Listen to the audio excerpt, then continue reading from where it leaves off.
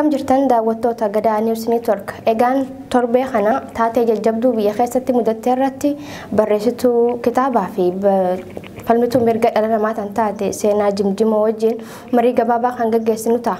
Marii kana gaggeessuun kan isin faana turu ani Faayisaa Eliyaas gama ogummaa teeknikaatiin Abdii Jamaal hamma xumura sagantaa tanaatti nu wajjin turaachuun afeerraa keenya. Torame Seenaa afeerraa keenya kabajan dhufuu keetii fi maqaa daawwattoota keenyaatiin si galatoomfanna.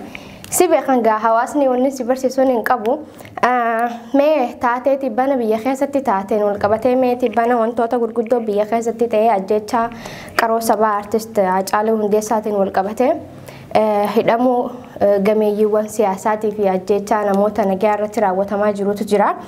Kanumarra dhaabbatuun egaa muummee ministeera biyyattii torbee dabre keessas waan dubbatee ture. Tibba dabre muummeen ministeera uffata waraanaa uffachuudhaan farreen nageenyaa jechaa dubbachaa ture. Osoo wanta torbee kanaatti hin tarkaanfatiin duratti muummeen ministeeraa wayita uffata waraanaa uffatee haala nama sodaachisuun takka ammoo nama sodaachisuuf yaaluudhaaf fakkeessee farreen nageenyaa jechaa dubbatu ture san himee farreen nageenyaa eenyudha biyyattii san keessatti haala amma qabatama jiru kanaan gaafa wal qabsinnee ilaallu farreen nageenyaa eenyu jenneeti fudhannamee nuti isin akka nama wanta san hordofaa jirutti kam ilaaltan? Yaa galatoomi sirriidha. Keessattuu yeroo namni boo'ichaaf gaddiinsa guddaarra jiru muummichi ministeera biyya sanii gaddiinsa uummataa hubatuu dhabuun yeroon maal akka keessa jiru laaluu dhabuun I think dadhabbiin isaa qofa otoo hin ta'in tuffii uummata bal'aa kanaa yoo isin adabachuu baattanii gatii isiniif kenna gatii kun ammoo gatii waraanaan deebi'uu jedhee nama akkasitti taasisee jennaatiin akka yaada kiyyaatitti dogongora qofa otoo hin ta'in tuffiidha homaan gootanii warra xiqqoodha bu'aan qabdanii nama sodaachisuu fi garuu waan baay'ee nama gaddisiisaa jetta Faayisaatti yoo ilaalte jettee addunyaa kanarratti nama Haacaaluu ga'uu dhiisiifi namuma kaawwaniyyuu yoo du'ee jedhee itti gaafatamaa mootummaadha. Siigalee irraa guddaan muummicha ministeera biyya sanii ru'iitii biyya nama san keessatti baduu fi hundayyuu isaatti itti gaafatamaa akka bulchiinsa biyyaatitti inni ammoo as ta'eetiin namatti geeraruun namatti dubbachuun atiin tuffii akkasittan fudhadhee jedhan gara kiyyaan tuffiidhan jedhee. Egaa muummeen ministeeraa wayita san dubbate qofatti hin dhaabbanne mootummaa dimokiraatawaa ijaarraa jira. Mootummaan dimokiraataa biyya addunyaatu itti bulaa jirtu kanuma arkaa jirru paartilee siyaasaadhaa hedduun isaanii biyya jiranii gameeyyiiwwan wayita biyyoota alaarraa galfatee harka isaa galfatetti filannoo dimokiraatawaa gaggeessanii jechaa ture. Mee wayita kana karaa dimokiraatawaa ta'een filannoo gaggeessanii yeroo jiru wayita gameeyyiiwwan siyaasaa hidhaa jiranitti wayita lammiileen Oromoo balleessaa tokko malee hidhamaa jiranitti filannoon haala kamiin gaggeeffamuu danda'a. Keessumattuu haasawa guyyaa irraa dubbate keessatti biyyi sababa dhukkuba koronaa vaayirasiitiin filannoo dabarsite Itoophiyaa qofaa miti ija kanarratti hirkateeti kan jalaa baafataa jiru siif galee mee wanti kun hiikoo seeraa maalii qaba hiikoo siyaasaa maalii qaba walumaa galatti wanti inni jechaa jiru tuni filannoo dimokiraataa gaggeessuun haala inni gaggeessaa jiru kana wajjin numa wal fudhata. Yes, Amina, olaalte jette nam tokko dhaloonni isaatu innummaan mataa isaatu muummicha ministeeraa dimokiraata keessaa waan dhufee miti. Aangoon kuniyyuu kan amma irra jiru jalqabayyuu aangootti dhufu sirna dimokiraasii hin dhufne sirna dimokiraasii hin filamne. Kanaafiyyuu dimokiraasiin aangoo dhufetti sirna dimokiraasiif hammam haala mijeessaa jira. Filannoo meechi dhiisi dimokiraasiin siigalee baankii keettee wanna baankii gadi fuutuu miti. Piroososa siigalee guyyaa haa deemtu waggaa 100 fudhachuu danda'u. Inni gagguu dhufullee paartiin suni paartii seeraan uummata irraa filamee dhufee miti tokkoffaa.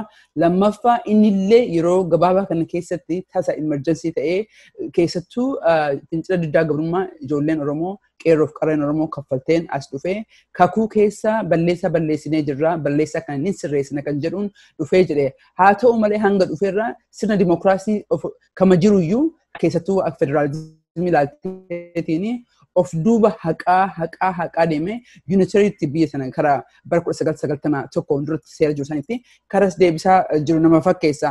Kanaafiyyuu isa dimokiraasii fi elekshinii jedhanii sireesii fudhachuun qoosanatti fakkaata. Dimokiraasii fiduu hin danda'u inni fiduu nama yaada qabu miti. Otoo sirna dimokiraasii fiduu qabaatee yaada qabaatu taate filannoo hin dabarsu. Filannoo naqaa kada ta'uu qabu ji'a 3 hin duram ji'a Mee keessa ta'uu qaba. Ji'a 6 itti daate amma immoo lifetime gaafa dhukkubni baduu hin dandeenye filna jedhee yaada qaba.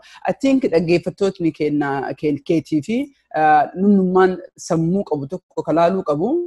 Ati nama tokko waliin ka ooltu laalii ana amala keessatti himaa jedhama ammaa keessi galee show me your friend hiriyyaa kan kennamu dhisi ana amala keessi himaa jedha. Hiriyyaa isaa yoo laaltee adeemsa isaa kalee yoo laaltee gaafuma inni dhalateeyyuu namni kun mootummaa TPLF mootummaa EPRDF waggaa 30 kana keessatti dhufee jedhee hanga dhufeen gosa sirni dimokiraasii inni dhufee jedhee sirna cuucaa sirna hedduu nama kumootamaan lakkaa'ame ka ajjeesee ka nyaatee miiliyoonaan lakkaa'amu ka lafaa buqqisee jedhe sirna san keessaa dhufee yeroo gabaabaa fi haa ceesisuuf aangoorratti dhufe haa ta'u malee kara ceesisaa dhiiseetiin kara kan maandeetii isaa ol deemeetiin karaan taa'ee durayyuu maandeetiin qabu akka laalcha kiyyaatitti amma kan dhaggeeffattoonni keenya akka beekuu qabanii jedhan namichi kun tasuma lajjatmansii hin qabu. Ati akka nam tokkooti joornaalistii yoo taate jettee miidiyaa kanarratti wanna oduu dhugaa dubbachuu qabda. Gaafa kijiba dubbattee jette wanna ati baru haasoftu fudhachuu hin qabnu. Yoo fudhatte akka mammaakni jedhutti takkana sobii anatu gowwaa siin jedha. Lamana sobii situ gowwaa jedha. Because ani iyyuu kasii amaneef si galee waggaa 2 guutuu Oromoo fi sabaaf sablammii Itoophiyaa nama kanarratti amantee faan harka dha'aa turre. Jijjiiramni dhufe hammaataa dhufe jedhee so dimokiraasiitti ceenaa filannoo dhageeffadhee jira kan inni amma haasaa godhe kana dimokiraasiitti ceenaa kan jedhu an akka kootti eenyuun akka sobaa jiru natti hin fakkaatu sobamullee hin qabnu dogongoraa miti keessattuu namoonni keenya warra paartii siyaa keessa jiran kuni warra dhugumaan namaaf dimokiraasii fooka yaadan taate I think yeroon amma natti fakkaata yeroon geettee jirti du'icha namaa Ingilizii du'ee namni haa caaluu du'ee namni akka Jawaar Baqqalaa kun mana hidhaa keessa taa'eetiin aangoorra ta'anii hanga yoomii bishaan baharatti gadi taraa jiru kana irra teenyee markaba kana yaabbannee aga deemnaa annaaf hin galuu garuu namni kun nama sirna dimokiraasii fi filannoolee nama filannootti hin fakkaatu akkasitti illee ilaaluun gara kooti. Egaa galatoomii seenaa wantoota ati jette gubbatti kan dabaluu barbaadu jira. Muummeen ministeera wayita taatee guguddoon biyyattii keessa mudachaa jiru kanatti adada uummanni aaraa deemuun adada uummanni rifachaa deemuun kan jechoota nama dallansiisan dubbachaa jiru. Keessumattuu haasawaa paarlaamaa guyyaa irraa taasise keessatti uummanni Oromoo bilisoomeeti jira tana booda karaa misoomatti tarkaanfachuu qabaa jedhe. Wayita lammiileen nagayaa ajjeefamaa jiran kanatti wayita paartileen siyaasaa karaa nagayaatiin qabsoo gaggeessuuf biyya galanii mana hidhaa keessa jiran kanatti uummanni Oromoodhaa bilisoome jechuu dandeenya takka ammoo gara misoomatti garaa kamtu isaan danda'ee gara misoomatti tarkaanfata. Muummeen ministeera kana dubbachuun dhugumatti irraa eegama akka seeratti wanni kun seena. Kun illee gaaffii makaan inni itti si galee hattuu mallaqatti kenniteetiin bira mallaqa kana kaayee hin jettuun si galee garuma naa dhufeen iyyuu beektee bineensaa fi foon wal bira keettee yookiin adurree bira foon keettee adurreedhaan foon kan naa eeggachuu hin dandeettu natti fakkaata akka yaada kiyyaatti. I think tokkoffaa muummichi ministeeraa kuni atamma yoo natti haasoftuu yookiin anaaf si haasofnu nama afaan Oromoo dubbatu keessattuu nama Oromooti taargeettiin kenna. Warra Ameerikaa bulchiinsi pirezidaantiin Ameerikaa yoo dubbatee jedhu taargeettiin isaa keessattuu uummata paartii isaa uummata Rippaabilikaaniidha. So muummichi ministeera kan Itoophiyaa kun yoo dubbatu akka nama Itoophiyaa yookiin Oromoo guutuuf otoo hin ta'in akkuma paartiitti yoo dubbataa jiru eenyuun sossobaa jira. Tokkoffaa Oromoon bilisoomte natti ulfaata si galee beektan nama tokko bira dhadheetiin waan ati gaafatti hunda si ooggattee argatte yoo siin jedhe waan sigalee tokko si kenneetiin afurtu si hafe yoo jettee hin fakkaata akka yaada kiyyaatti. Hanga jijjiiramni kun dhufe bara 2018 irraa jalqabee gaaffileen Oromoo takka illee hin deebine. So san dabreetiin biyyinuu qacceerra jirti boba'uuf. Already boba'ee jira Oromiyaa keessatti. Gochaa inni godhaa jiruun haasaa inni haasaa jiruun haasaa tureeni namni dallanee dhoohutti jira. Kuni kan jalqabaate. tipping point ka afaan faranjiin jedhu san si galee deemtee nama tokko hanga dhiibdu qabda gaafa kan ni dhoohee jira. Gubabiinsi uummanni Oromoo gadadoon gabrummaan itti hammaattee namni ru'ii ofii jibbee jira.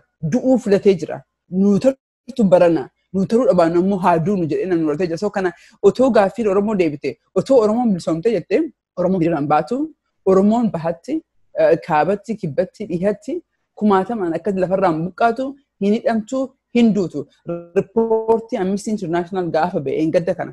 Riippoortii sana akka qoosaa godhe riippoortii sana kan katabee jedhe si galee namoonni 39 ka akkasitti du'an suni maaf warri sun dhaqamanii hin dubbifamin otoo biyyi suni dimokiraasii taate yookiin ammoo Oromiyaan bilisoomti taate maaliif gaaffileen Oromoo namni ijoolleen dargaggoonni ta'e natti duuti. So I think audience isaatiif namoota keenya akka jechuudha. Inni taasaa jiru ajandaa ofii qaba, nama ofii qaba kan inni sagalee irra deebi'ee jettu sagalee takka na sobi akkuma duras hin jee takka na sobi anatu gowwaa lama na sobi situ gowwaa because anatu wannaadha. Anatu gowwaadha lammataa irratti. So kanaafuu inni targeetii uummata itti haasa'u qaba. Uummanni sun ammoo ka beekuu qabu haqni isin afoo jirti. Laala gaaffilee Oromoo yoo deebite Oromoo yoo bilisoomte maaliif ganama galgalti hidhamnee jenna maaliif beekan akka Jawaar Muhammad ka akka Baqqalaa Garbaa hundeen kun maaliif hidhamte jetti namni keenya maaf du'aa jira haa caaluu namni politikaa paartii keessa hin jenne Jawaar haa jennu Baqqalaan paartii kafaa keessa jiraatanii haa caaluu nama torbaan tokko miidiyaa irratti dhufee politikaa tokko keessa hin jiru. Oromoof qulqulluu dhaabbadha nama jedhu namni akkanaa yoo ka du'u taate namni akkanaa akka sadeetitti daddafee yoo ka awwaalamu taate otoo uummanni boo'icha dhaabbatee otoo eenyusu ajjeesee hin beekamini maaliif ajjeefamee otoo hin beekini hatattamaan akka waan beellama mana awwaalaa qabanii tokkotti daddafanii akka saree tokkotti awwaaluun I think suni qoosaa so warroonni dhageeffatanii Oromoonni ichi keessa jiranii I think haasaan kun ka isaati Oromoon hin bilisoomne taaftii nutti hammaattee jirti namni keenya namni guguddaan nuti amannu mana hidhaa keessa jira. Kanaafiyyuu I think akkuma ati jette from time to time guyyaarraa waan hamtu waan fokkattu waan garaa si gubu mee maal taatan jedhee akka si galee namatti waan dhiiban tokko aga marfee agartee sitti dhiibanii jedhan kana an akka ilaalcha kiyyaatti akkas godhutti jira. So I think nuufi warra galeef galee jira. Warra xiqqoo baay'ee saba xiqqoo lakkoofsaan xiqqoo ta'an Oromoonni gara isaa jiran kun I think haasaan kun jaraaf natti fakkaata. Jarillee akka jirtu namni jalama qabu si galee sitti waan tokko sitti mul'isa malee si nyaachisanii kanaafiyyuu laalaniitiin muummicha kan warra keessa jiranii kun qoosa toon ta'in tuffiidha mootummaatiif lafiyyuu jaarsatti erganii kadhataa jiranii as biyya alatti erganii biyya keessatti erganii kadhataa jiranii Oromoo yogguu miiliyoonaan akkana socho'ee jedhu yeroo qabeenyi sabaaf sablammii walitti barbadaahee jedhu uummanni akka Amaaraaf Oromoo wal fixxu gochaa kanaaf Oromoo garaa gubutu jira akka Oromoon isa dhiisteetiin diina biraa ka biraa godhaa jira sun ammoo waan hamaadha biyyaafillee addunyaafillee waan hamaadha. Mee guyyaa irraan tanaa kana qofa osoo hin taane wanti ajjecha aartistaa Haacaaluu Hundeessaa irratti raawwatame suni mormii hedduu kaasee jira. Biyya keessatti wayita bilbilee jiru kanatti namni kallattii nuuf kaa'u dhabamee jira jaan komii gama biyyaatti kaatu jechaadha. Namoonni kallattii nuuf kaa'u hin jiranii gameeyyiiwwan siyaasaa kan akka obbo Jawaar Mahammadii fi Baqqalaa Garbaa fa'aa hidhamanii jiranii. Mootummaan immoo intarneetii cufee mirga uummataa waan uggureen fakkaatu asitti mee seena. Uummanni kun mirga dubbachuu qaba. Mirga yaada ofii walabaan ibsachuu qaba. Kan asirran beeku. Haa ta'uti intarneetii biyyattii keessaa cufee namoota bebbeekamoo ta'anillee hidhee kanneen gameeyyii siyaasaa jaaman jechaadha.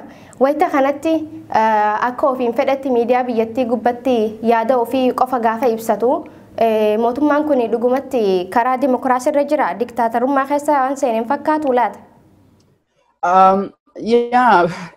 Waan maraabita irra cuqqaalee gadi qabeera taa'eetiin dimokiraasiin hin jiraa jira. Balbalasitti cufee si galee balballi banaadhaas hin jiraa akkasumatti fakkaata. Mallee duratti Faayizaatii walitti hidhattee jettee olaalte namni kuni dhaloonni isaatiyyuu dimokiraasii keessaa hin dhalanne. So already namni dimokiraasii keessatti hin dhalanne namni bilisaan hin dhalanne bilisaan hin yaadu yeroo baay'ee. Si galee garba akka garbaa yaadee jira. Because nuti samiirraa biroo beekumsi keenya yeroo baay'ee warra waliin oolurraa dhufee jira. Si galee environmentii dimokiraasiin dhala. Qabeenyi dhala. Hiyyummaan dhala. Si galee gadadoon dhala. Kanaafiyyuu dhaloonni isaatiyyuu Oppiidiyoon akkamitti akka dhufte sirna oppiidiyoo kana keessatti nama guddatee qabeenya ittiin argatee maqaa ittiin argatee gadadoo fi du'icha ilmaan Oromootiin mana hidhaatti nuti dhiigaan kabneet Itoophiyaa sana deemne Itoophiyaan dugda Oromoo irratti dhiiga Oromoo gumaa ilmaan Oromootiin Itoophiyaan ijaaramtee isiidhaan manteen taanee jirte. Namichi san keessaan dhufe jalqabumayyuu nama dimokiraasii fiduu danda'u jechuun is very rare dha namni baay'een hin taane. Haa ta'u malee carraa argatee yeroo gabaabaa fi hanga filannoon dhufuufi jedhanii waggaa 2 waan hafeef carraan itti kennamee jedhe. Haala mijeessuu dhiisee inni haala ofii mijeeffateetiin akkamitti warra yaada kiyyan fudhanne kaanaan waaqa jedhee naan salaanne akkamitti dhabamsiisaa irra dalagaa ture waggaa 2 kana natti fakkaata. Maa yoo jettee gochaa inni godhaa jiru namichi inni waliin ka'ee obbo Lammaa yoo ilaalte jettee kunniin hundinuu warra waliin dhufaniyyuu nama gatee namni akkasii nama si'iif ta'u uummata Oromoof ta'a jedheetiin uummanni Oromoon fudhatu. I think haasaan kiyya baay'inaa fi afaan Oromootiin dubbataa irra malee warra Oromoo ala kan ta'in namni yaaduu qaba si galee namni maatii ofiitiin ta'in fira ofiitiin hin ta'in namaaf ta'uu hin danda'u kun bineensa inni.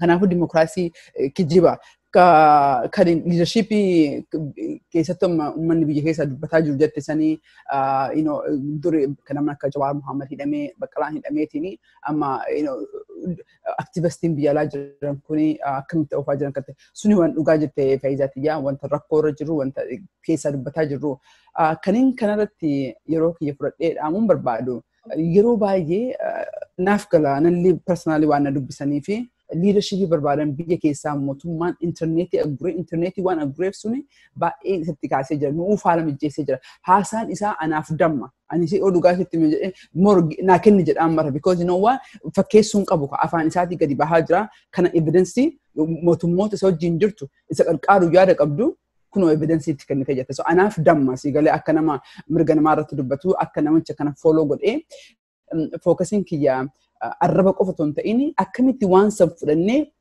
qawwee godhanneetiin isuma ittiin deebisna kan jedhu si nama itti adamsina isaa fi warroota akkasii afaaniin dubbata garaa keenya nu gubaa garaa keenya ajjeesaa iyyina arrabsoo qofa ton ta'ini arrabsitee hojjette bitta nama arrabsitee lallabdee manatti deebitee galta no akkasitti galma ga'uu hin dandeenyu arraba jiraa summii jiraa san fuuneetiin nuti ammoo meeshaa waraanaatti deebisnee jira ittiin fayyadamnaa jechuudha so karaa ijoollee biyya keessa jiranii fi absolutely nagara mumichi kuni internetii cufee nama ija fi gura namaa ta'e manidhaa seenseetiin akkanatti namarratti sirboone waan nama gaddisiisu kan nu godhuu qabnu dhaamsi kiyya keessattuu ijoollee biyyatti kan caqasaa jiranii daawwattoota keetii fi kan naannoo kan kee bilisoomsu kan naannoo keetti dimokiraasii fiduu danda'u si qofa qeerroof qarreen Oromiyaa keessa jirtu mala baafachuu qabdi. Kan jarri barbaadu nu galasii galee mala baafannee jirraa coordination barbaannaa jedhan because internetii waan kutanii jiraniif miidiyaa irraa haa coordination sun sirriidha. San irratti dalagutti jirraa irratti dalagaa jiranillee. Ani gaheen inni guddaanii fookasiin laabii yookiin advocacy irratti maali waan akka muummichi summii akka muummichi darbu kana guureetiin akkamitti addunyatti mul'isneetiin namichi kuni namaaf dhiisii ofiifiyyuu summiidha namtichi si galee ofiifiyyuu summiidha namni kun nama boru gumaa hedduun himatamuu deemu waggaa dhibboota hedduun kan hidhamuuf deemu namni kun gochaa inni dubbataa jiru so sabaaf sablamii waliif fidaa jiru andalagaan kiyya fookasiin kiyya inni guddaa inni isa sanii si galee hangamillee yoo luka lama qabaatteef muka lama kortuu jedhan so anis si galee fookasiin kiyya sanii garuu kan jarri jedhamu dargaggoon tun yeroo qindaahanii yeroo ila ka beekuu qabanii barana yookiin nu dabarti yookiin ni dhumna. Oromiyaa keessa kan jiru dhalataa Oromoo kan ta'e kana beekuu qaba. Barana naannoo isaatiitti yoo hin dabarfanne, barana naannoo isaatiitti dimokiraasii yoo hin finne, nama namaaf isaaf ta'u yoo hin fille tasumayyuu namni isaaf fiduu hin danda'u. Kana beekeetiin namni martinuu naannoo ofiirratti qophaa'uu qaba. Naannoo ofiirratti as soon as possible yeroo wanni kun leefsi ta'ee jedhee amma yeroon si galee yeroo wanni marti cufamu beektaa regroup goota mana hidhaa seentee jettu yaada kan sammuu kan kee clarity si dhufa beektaa yoo mana hidhaa keessa rakkattee jettu rakkooni balaani carraa balaa martinuu carraa guddaan dhufa. Du'iiti caaluu haana gaddisiisuu akka hiriyaa wajjin nyaannee wajjin turree nama beekuu tokkotti haana gaddisiisu malee Oromoodhaaf ammoo bilisummaadha. Tan dhumaa taniin suutaan awwaalamaa jirru nuka kaasee bahaa fi dhiyaa fi kaabaa fi kibbaan Oromoon dammaqee yeroo tokko akka lolu godhee so fookasiin keenya sirna naafqinyaa kana sirna Itoophiyaa kana sirna waggaa 2 dura hin sirreessinaa jedhanii warri oppiidiyoon waadaa kakatanii seenanii cabsan kana amma kan inni mul'isee jedhe sirni kuni keessaan jijjiiramuu hin danda'u buqqa'ee sirni haaraa dhufuu qaba sirna saniif ammoo mootummaan tiraanzishinaalii tokko dhaabbateetiin hatattamaan gaaffiin Oromoo maali gaaffii warra Tigree maali maal barbaadda kan hin jedhu biyya kana keessa jiraanna biyya kana keessa jiraannu Oromoo murteeffatuu qaba akka Oromootitti illee the most important diinni guddaan fira fakkaatee warra nu keessa jiru halagaan si tuffatu halagaan ilaali TPLF waggaa 30 yogguu aangoo jirtu Oromoo akkanatti hin goone akkanatti hin miine keenyatu nu miidha bara Haayile Sillaasee illee walaatte jette yeroo goobana daacii wajjin godhe Oromoon akkasitti cabdee hin beektu keenyatu nu miidhaa jira keessa waan nu beeku nu miidhaa jira kana beekneetiin eeroo fi qarreen magaalaa ofii irratti wal gurmeessitee waliin qophooftee magaalaa jiraa eeguun dirqama magaalaa kan kee ati yoon eegin namni si eeguun jiru jawaahidhaa yoo bahee magaalaa kan kee adaabbaa deebi'ee sin eegu ciroo deebi'ee sin eegu itti gaafatummaa kan fudhamu dagaaginnaa fi bilisummaa fi dimokiraasii magaalaa sanii naannoo Oromiyaatii fi ilmaan dhalattoota biyya saniiti nuti halaala irraa dhaabbannee dubbanna malee at the end of the day akka mammaakni jedhe allaatti maraa oolii duuti sii lafumaa jedhan si galee samiirra maraa oolti siin gaafa duute garuu lafatti gadi buute duutillee warra miidiyaa irra jiru akkasuma taasaa oolii duuti keenya lafti keenya jijjiirama akka fidu qeerroo lafarra jirtu jechuu barbaade. Egaa seenaa galatoomimee muummeen ministeeraa gadaa tana wanti inni jechaa ture rifaatuu keessaa ta'ee wanni inni ta'e hin beekamu akka waan baarageeti beektaa. Wantuma arge haasaa wanti inni dubbatu qaama biyya bulchirraa wanta hin eegganneedha akka jechaa turetti siyaasaan hinaaffaan guutame Oromiyaas ta'ee Itoophiyaaf hin fayyaduu jee qaama kami kan muummee ministeeratti akka Abiyyi Ahmaditti hinaafu qaama kamtu hinaafu yoo Jawaar jaame fakkeenyaaf Jawaar gara aangoo sanitti akka isa fidu nama shoora olaanaa taphateedha gama jalqabaatti isa haa mormu malee erga wanti ta'e haa ta'u jeeti kan wajjin tarkaanfataa turan sanis ta'e kana qaamni biyya bulchu qaama biraatiin hinaaffaa jechuun maal fakkaata dhiiroo? Nam tokko beektaa laala fakkeenyaaf akkanatti ilaali jedhe ati mana hakimaa kaleensa dhukkubde dhaqxe jenne doktora bira. Doktorri suni maalti dhukkubeessi gaafachuu dhiisee yoo inni dhukkuba isaatitti ba'e jedhe ati dhukkubsattu hin beektaaf meetas gabbaa'e jettaan mee ati taa'ee duraan iyyuu si ilaalaa jirtu si galee.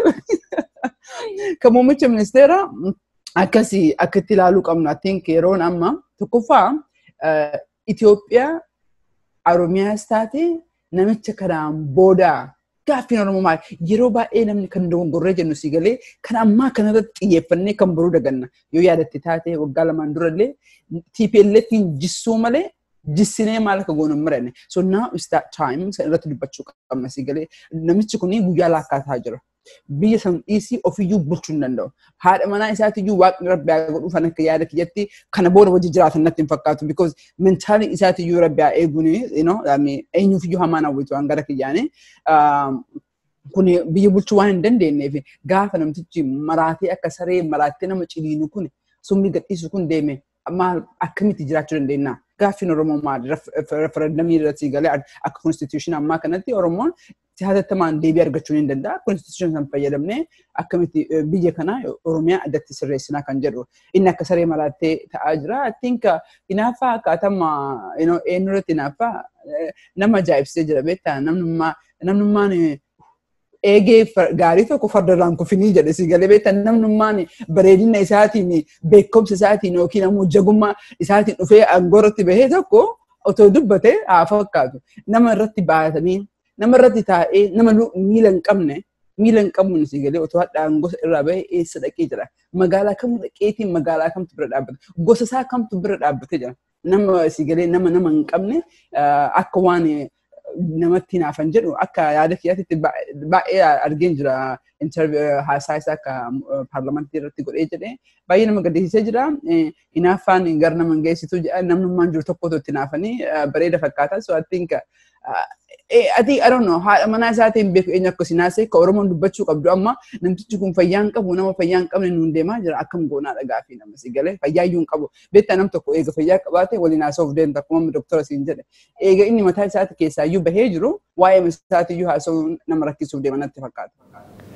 Yaa wanti muummeen ministeeraa jee dubbii namoota ganda keessa deemee dubbataa jiru fakkaatti akka jechaa turetti qeensa namarraa hin murruu namoota seera cabsan kan jilbiibbachiifnu taata namoota daandii dimokiraasii irraa maqanni jilbiibbachiifnaa je kan yeroo amma keessa jirru kanatti badii raawwatamaa jirtu tanatti wayita uummanni booyaa jiru kanatti kan jilbiibbachuu qabu muummee ministeeraati moo paartilee siyaasaa keessa warroota gameeyyii jaaman kan hidhame kana laata eenyumee akka isin ilaaltanitti yaa faayisaati beeta fixee jira eenyutu dirreeffata beeta mammaa akka tokkotu jira beeta gaafa I think yeroo lola addunyaa lammaffaa booranatti fakkaate gaafa jalqaba warra kooministii dhufanii ana ilaaltu jedhee taa'ee jira because ani kooministii miti jedha sigalee gaafa I think warra juushiif dhufanii ani juushii mitu kanaafuu hin dubbannee jedha gaafa warra yuuniyeeniif dhufanii ana yuuniyeenii turree na ilaaltu jedha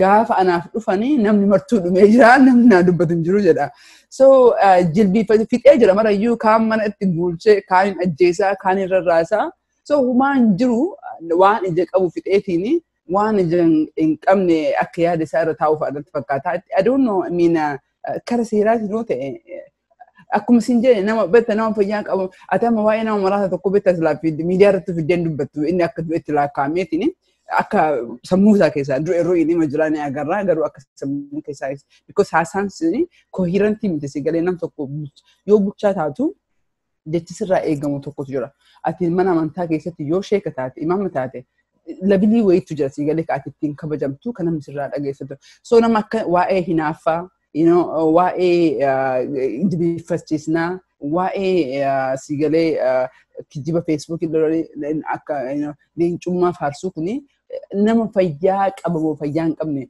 biyya Ameerikaa kanatti nama akkanaa kana sigalee mana hakimaa fidan psychologist bira laalaniitiin Trump nama waggaa lamaan dura mata dhukkuba namichi kun maraatee jira jennee uummanni Ameerikaa laalaniitiin lakki hin maraannee xiqqoo of dhagahee kan jedhu weettaa baay'isaati so kan namicha kana otoo akka yaada kiyyaa beektonni warri mana hakimaa keessa dalagan kuni haasama isaa irraa otoo warra akkasii dubbisee jedhu akka yaada kiyyaatitti fayyaa qabaayyuu kan jedhu sigalee nama fayyaa qabuun biyyattiin deemaa jirtu malee nuti amma akka Oromootti akka Oromiyaatitti deemaan hin jiru because Oromoo representing godhu Oromoon filtee achi hin geenneen otoo Oromoon iyyuu filtee seeratti sigalee namni haganaa du'ee rizaayin godhuu qaba sigalee hatattamaanii ani biyya bulchuu hin dandeenye natu balleessa jedhama kaampaanii keessatti amma waan tokko badaan guddaa yoo dhufee jedhe hatattamaan hojii gadhiistee jirta sigalee bulchuu hin dandeenye jechuudha silaa akkas inni ammoo as deebi'ee gatii isiniif kenna sigalee ganda keessa deemee ammaa suqeessa hin baasa fi ammoo asiin ammoo dimokiraasiin fidaa jira filannoon yeroo isaa eeggatee dhufee jira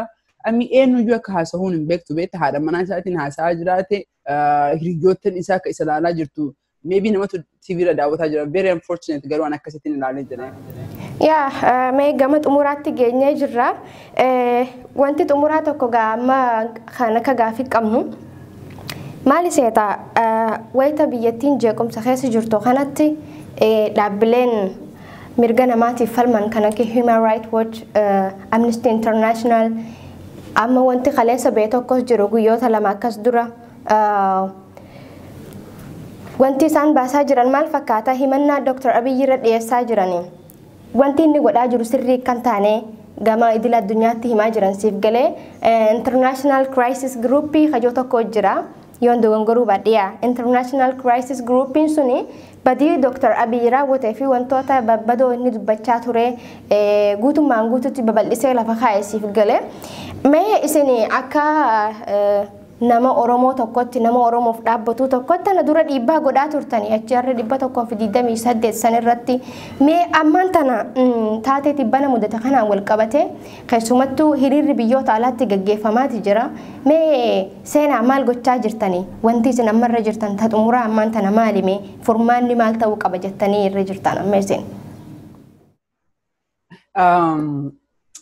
amma laal torbaan dabre yeroo Haacaaluun du'e ani hariiroo mootummaa Ameerikaa jirillee waan hin qabuuf on a daily basis waggaa lamaan kanallee waan hin haasa'uuf torbaan dabre mootummaan Ameerikaa karoorri jaraa alternatiivii Itoophiyaa keessatti waan hin jirree fi akkuma taatee waan namtichi kun ajjeesuuf deemu achi garagaltee dabarsuu yaadaa turte sigalee ija qabannaa gurraa hin dhageenyu jettee dabarsuu yaadaa turte sigalee akkasumatti karoorri jira inni karoorri jira qara jalqaba yaaddee jettee filannoon kun ji'a otoo ta'ee jedhee ji'a sadiin booda jechuudha akka inni filannoo kana injifatu. Bitaan korii mirgaan korii olgeettiin keera garuma ta'e hatee injifatee dhugumaan injifatee akka naman agarree yaada qabdii turte mallaqaan illee waa hedduun qarqaaraa turte tireeningii kennaafii turte information intelligence share godhaa turanii waa hedduu olaan godhaa turani. Akkuma ammatti jettee riippoortiin bahaa jiru kun akka namichi kun ofillee nama dhiisi ofuu bulchuun akka shakkiinti ta'e jijjiirama guddaa sitti himan jira. Torbaanuma tokko keessatti 360 reverse godhanii jiran. Amma haasaa biraatu deemutti jira. Haasaa san keessa akka nu godhaa jiru jechuudha. Tokkoffaa riippoortoolee bahaa jiru kanneen mootummootaaf dhiyeessu akka mootummaan alternative biraa itti yaadu. Mootummaan kun addunyaa irratti dhageettii guddaa qaba. Mallaqa guddaas qaba. Akkasumas immoo intelligensii guddaa kan addunyaa kana mara kan inni hin beekne jiru. Kanaafiyyuu mootummaa kana wajjin haasaa qabnaa walitti dhiyeennaan wanti adda addaa hopefully yeroo gabaabaa keessatti ni dhufa. Waan ilhaan jettelee dhageettee jirta. Warra kongoloosota kuwwan ammoo asitti as bahuu hin barbaanne because maals jira sitti fakkaate. Gariin jiraatu waan wajjin haasaa qabdu amma warra Oromootii fi warra Amaaraatu jira. Yeroo TPLF isaan mootummaa versus the people. Mootummaadha kan namni jeeqaa jiru. Amma ammoo gariini warra Habashaan biyya Ameerikaa kan jiran kuni kan biyya kiyyaadhaa dubbadhee jira. Wanni kun UK illee biyya biraadha akkasuma. Mootummaa kana bira dhaabbatanii Oromoon sanyiin duguuguuf deemaa jirti. Mootummaaf deemaa hin jirtu. Kanaafiyyuu kun immoo uummata bulchiinsa sodaachisa jedhe. Oromoon atamma biyya bulchaa jiraatte namni tokko nama tokkoon ajjeesa jedhe. You have to be careful sigalee eeggachuu qabda. Nuti sirna irratti. Kanaaf ani yeroo dubbadhu malayyuu gaaffiin kenna gaaffii sirni sun jijjiiramuu qaba. Impaayera Itoophiyaa dhalatarraa ijaaramiinsa irraa impaayera sun diigamteetiin yoo feene waliin jiraanna yoo feene waliin hin jiraannu carraansi uummataaf kennamuu qaba. Uummata Oromootiif, uummata Tigreetiif, uummata Somaaliitiif kennamuu qaba.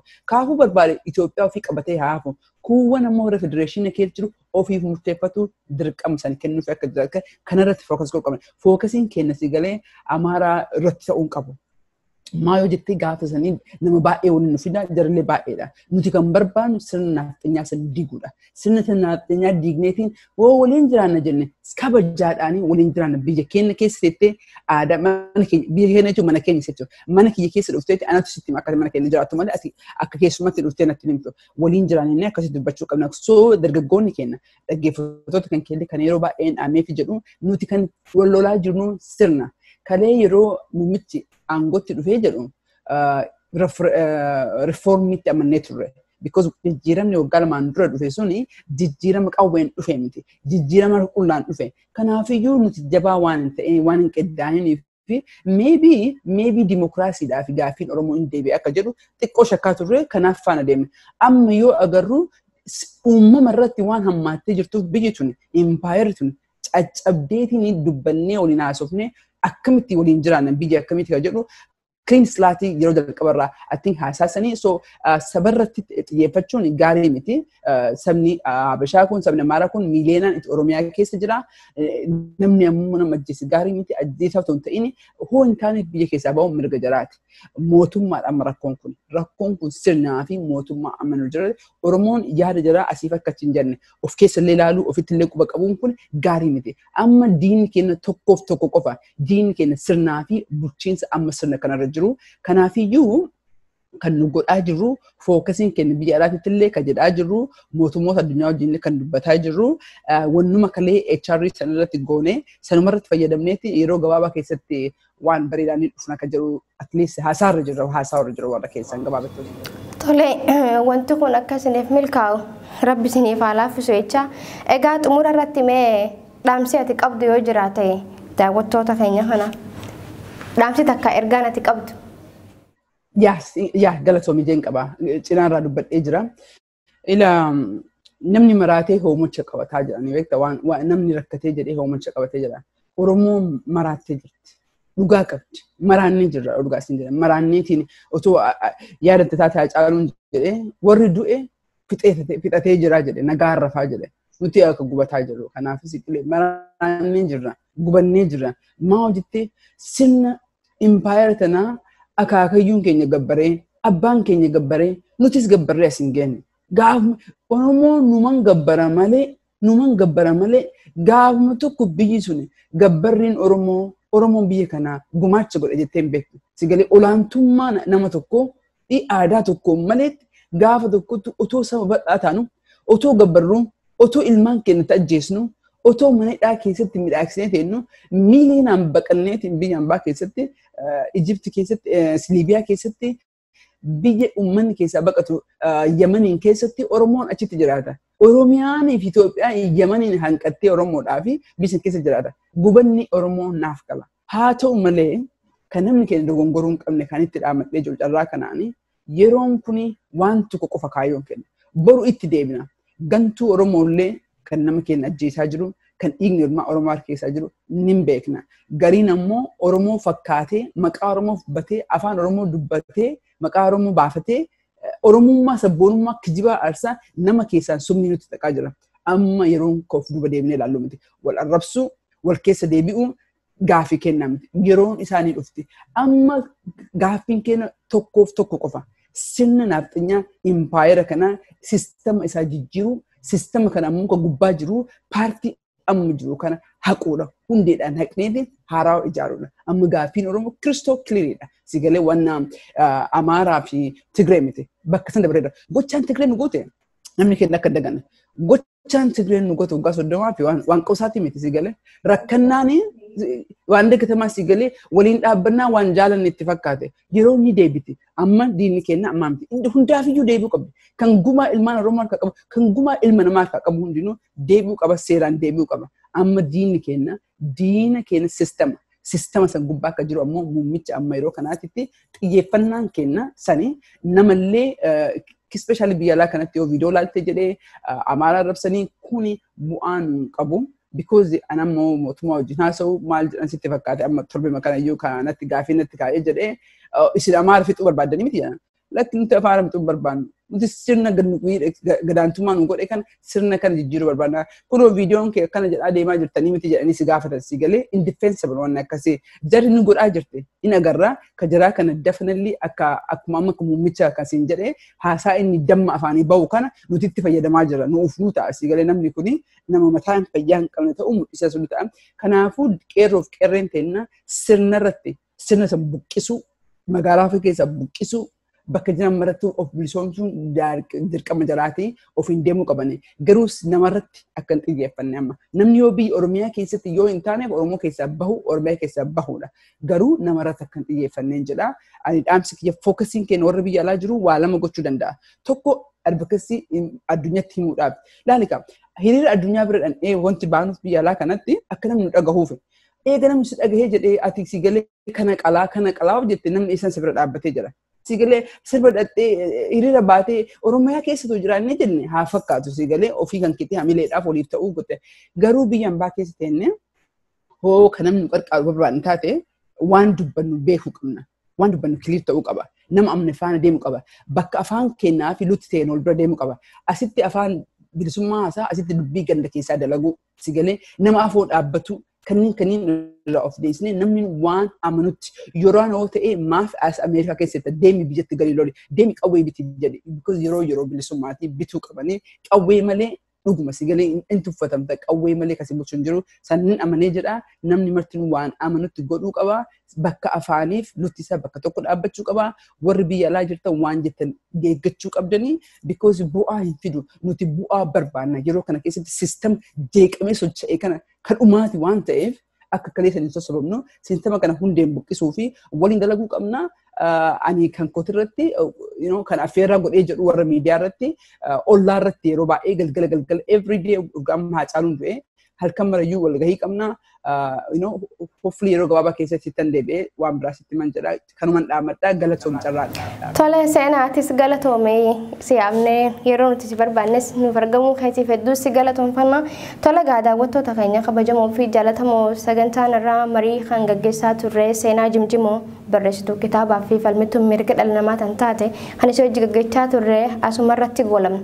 Sagantaa kana mariisisuun kan isin faana ture ani Faayisaa Ilaas gama ogummaa teeknikaatiin Abdii Jamaali ture. Ani gama kiyyaan nagaatti isiniin jechaa sagantaalee GNN tan nafti waliin turtii gaarii.